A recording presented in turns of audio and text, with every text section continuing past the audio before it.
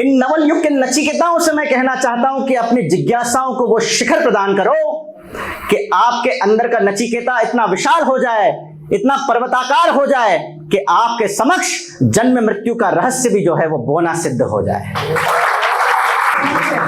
पूरे देश भर की यात्रा करता हूं, लेकिन जब भी किसी शैक्षणिक संस्था में जाने का अवसर मिलता है तो ऐसा लगता है जैसे कि मैं अपनी पुरानी उम्र को जी रहा हूं। किसी बड़े शायर की 4 पंक्तियां याद आती है, मैं आपके लिए, आप नए लोगों के लिए कहता हूं कि इन नए दीवानों को देखो तो खुशी मिलती है, इन नए दीवानों को देखो तो खुशी मिलती है, हम भी ऐसे ही थे जब आए थे वीराने में। थोड़ी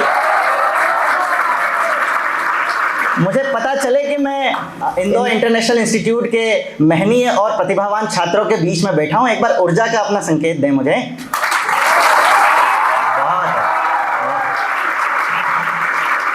ऐसा ही महसूस हो रहा है जैसे कि किसी आईआईटी या किसी आईआईएम में खड़ा हूं। आज हिंदी दिवस का विशेष पर्व है। कुछ एक बातें करेंगे, फिर कविता भी करेंगे। हिंदी दिवस हमारे देश में क्यों मनाया जाता है? 2 तरह से हिंदी दिवस मनाया जाता है। एक विश्व हिंदी दिवस मनाया जाता है और एक हिंदी दिवस। 14 सितंबर के दिन दरअसल हमारे जो भारत का संविधान है, जब वो गठित होकर तैयार हो गया था, उसके बाद देश की संविधान सभा स्थापित की गई। उसमें एक चर्चा हुई कि देश की भाषा का दर्जा जो है वो किस भाषा को दिया जाए। करीब करीब 22 भाषाओं का चयन हुआ। उसमें से प्रमुखता से 2 भाषाओं के लिए लगभग सभी लोगों का मत जो था वो एक मत था। वो 2 भाषाएं थी, अंग्रेजी और हिंदी। अंग्रेजी को अस्थायी रूप से 15 वर्षों के लिए राजभाषा का दर्जा दिया गया, जो आगे चल के बाद में आगे बढ़ा दिया गया, कुछ विरोध झेलने पड़े सरकार को। लेकिन हिंदी को आज ही के दिन सन 1949 में आज ही के दिन हिंदी को हमेशा के लिए, सदा के लिए परमानेंट रूप से जो है राजभाषा का दर्जा दिया गया। इसलिए हम आज के दिवस को विश्व हिंदी दिवस के रूप में मनाते हैं। एक बार जोरदार तालियां बजाएं इस बार। ये तो हो गई हिंदी दिवस की बात, लेकिन एक विशेष बात और मैं आपसे करना चाहता हूं। आप में से कितने लोग हैं ऐसे जो जानते थे कि हिंदी दिवस ऐसे मनाया जाता है और इस तरह से मनाया जाता है और इसलिए मनाया जाता है? कोई हाथ खड़ा करके बताएगा? 1 2 3 4 2 4 हाथ खड़े हैं। आपको पता है स्टूडेंट होने का, विद्यार्थी होने की सबसे प्रमुख शर्त क्या है? विद्यार्थी होने की सबसे प्रमुख शर्त जो है, हिंदी दिवस पे हम लंबी बात कर सकते हैं, हिंदी दिवस पे बात भी करेंगे और हिंदी दिवस पे बात क्यों ही करनी है। हम हिंदुस्तान में हैं, हिंदी दिवस मना रहे हैं, हिंदी हमारी राजभाषा है, हिंदी हमारी मातृभाषा है, जो कि हम मध्य प्रदेश के हैं, तो इसलिए हिंदी पे हम बहुत बात करेंगे। लेकिन आपके काम की बात मैं कुछ करना चाहता हूं। विद्यार्थी होने की प्रमुख शर्त क्या है? विद्यार्थी होने की प्रमुख शर्त यदि कुछ है तो वो है जिज्ञासु होना। आपके मन में प्रश्न उठना चाहिए कि आज हिंदी दिवस है तो हिंदी दिवस क्यों है? ये गौरव साक्षी नाम का युवक आपके सामने खड़ा है तो क्यों खड़ा है? अभी मैडम बोल रहे थे तो क्यों बोल रहे थे? आदरणीय प्रिंसिपल महोदया बैठी हैं तो क्यों है? आज के दिन ये उत्सव क्यों मनाया जा रहा है? हमारे पौराणिक जितने भी ग्रंथ हैं, पौराणिक जितनी कथाएं हैं, उसमें एक पात्र हुआ नचिकेता। नचिकेता एक बहुत जिज्ञासु और बहुत ही ऊर्जावान विद्यार्थी था, बहुत ही जिज्ञासु लड़का था। उसके मन में हमेशा उलूल जुलूल न जाने कौन कौन से प्रश्न होते थे। ये लाइट क्यों जल रही है?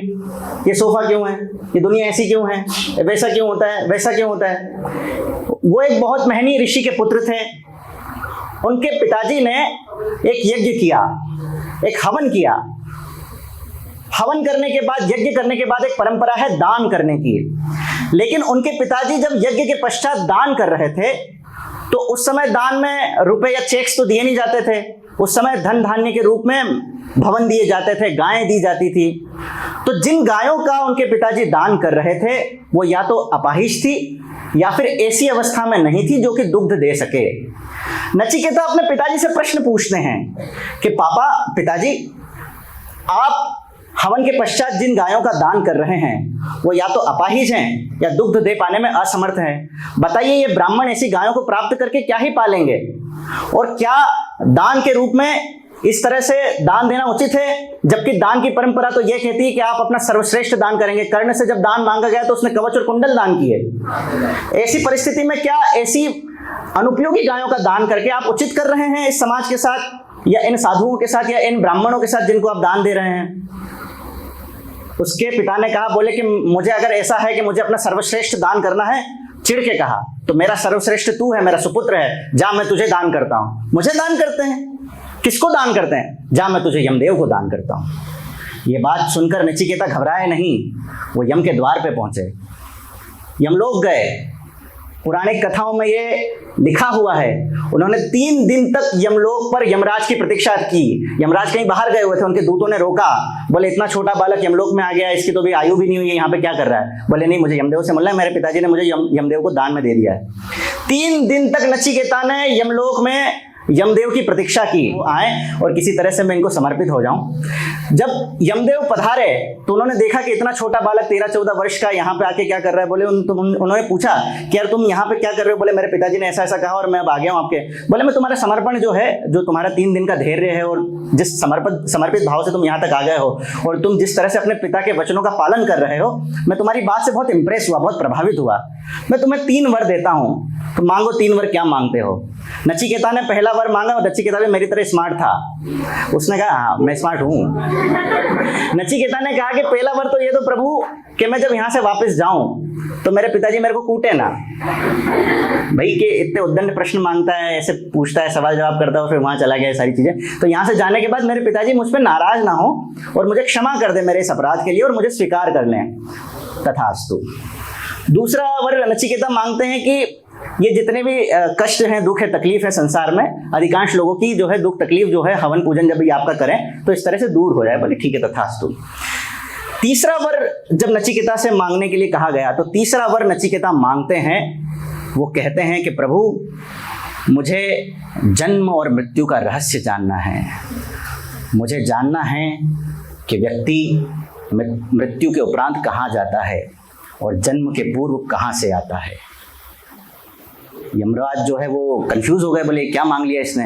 बोले तू कुछ और मांग ले, मैं तुझे धन दौलत देता हूँ, मैं तुझे वैराग्य देता हूँ, तुझे दीर्घायु देता हूँ, तुझे अमृतत्व तक दे देता हूँ। बोले नहीं, मुझे यही जानना है। बोले यार ये रहस्य तो ऐसा रहस्य है जो त्रिदेव के अतिरिक्त, ब्रह्मा विष्णु महेश के अतिरिक्त किसी देवता को भी नहीं पता, मैं तुझे कैसे बता दूं? बोले अब तो यही जानना है, क्योंकि किसी को नहीं पता तो मुझे जानना है। पुराणों में ऐसी कथा है कि यमराज उसकी इस बात से प्रभावित होकर उसको ये कथा बताते हैं कि किस तरह से जन्म मृत्यु का रहस्य है, कहाँ से व्यक्ति जन्म से पूर्व आता है और कहाँ मृत्यु के उपरांत चला जाता है। इस कहानी का सार ये है, इन नवल युग के नचिकेताओं से मैं कहना चाहता हूं कि अपनी जिज्ञासाओं को वो शिखर प्रदान करो कि आपके अंदर का नचिकेता इतना विशाल हो जाए, इतना पर्वताकार हो जाए कि आपके समक्ष जन्म मृत्यु का रहस्य भी जो है वो बोना सिद्ध हो जाए। अपने अंदर वो ऊर्जा प्रदान करो, क्योंकि